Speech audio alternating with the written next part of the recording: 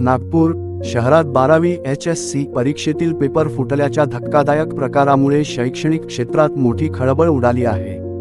नागपूरच्या Saint Ursula परीक्षा केंद्रावर 12वीच्या विज्ञान शाखेतील केमिस्ट्री आणि फिजिक्स या दोन विषयांचे पेपर परीक्षेपूर्वीच व्हॉट्सॲपवर प्रसारित झाल्याचं समोर आलं. या प्रकरणी सदर पोलीस ठाण्यात गुन्हा दाखल करण्यात आला असून तपास सुरू आहे.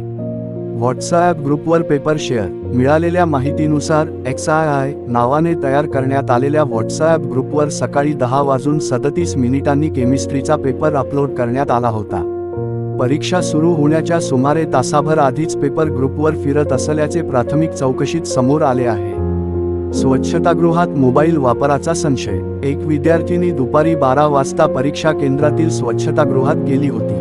ती परत येण्यासाठी 15 मिनिटांपेक्षा अधिक वेळ लागल्याने पर्यवेक्षकांना संशय आला. चौकशीत तिच्याकडून मोबाईल जप्त करण्यात आला. मोबाईल तपासल्यावर फिजिक्स आणि केमिस्ट्रीचे पेपर परीक्षेपूर्वीच व्हॉट्सॲपवर आल्याचे आढळले. त्यानंतर संबंधित विद्यार्थिनीने दुसऱ्या विद्यार्थिनीचे नाव सांगितले. तिच्या बॅगेतूनही मोबाईल सापडला असून ती देखील त्याच XII व्हॉट्सॲप ग्रुपची सदस्य असल्याचे स्पष्ट झाले. खासगी शिकवणी शिक्षकावर आरोप. प्राथमिक चौकशीत दोन्ही विद्यार्थिनींनी खासगी शिकवणी वर्गातील एका शिक्षकाने पैसे घेऊन पेपर फोडल्याचा आरोप केला आहे. मात्र या ग्रुपचा प्रत्यक्ष किती वापर झाला आणि आर्थिक व्यवहार झाले का याचा तपास सुरू असल्याची माहिती महाराष्ट्र राज्य माध्यमिक व उच्च माध्यमिक शिक्षण मंडळाच्या नागपूर विभागाचे अध्यक्ष डॉक्टर शिवलिंग पटवे यांनी दिली. 21 विद्यार्थ्यांचा WhatsApp group HSC exam investigation.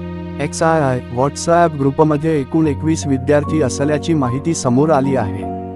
या ग्रुपमधील इतर विद्यार्थी शहरातील वेगवेगळ्या परीक्षा केंद्रांवर परीक्षा देत होते. सर्व सदस्यांची चौकशी केली जाणार असल्याचे पोलीस सूत्रांनी सांगितले आहे. शहरात असे आणखी किती व्हॉट्सॲप ग्रुप कार्यरत होते याचाही तपास सुरू आहे. सर्व शिक्षक आणि कर्मचाऱ्यांची बदली. या गंभीर प्रकारानंतर सेंट उर्सुला परीक्षा केंद्रावरील सर्व शिक्षक आणि कर्मचाऱ्यांची बदली करण्यात आली आहे. केंद्रप्रमुखांनी घटनेची माहिती पोलिसांना दिल्यानंतर या प्रकरणी अधिकृत गुन्हा दाखल करण्यात आला.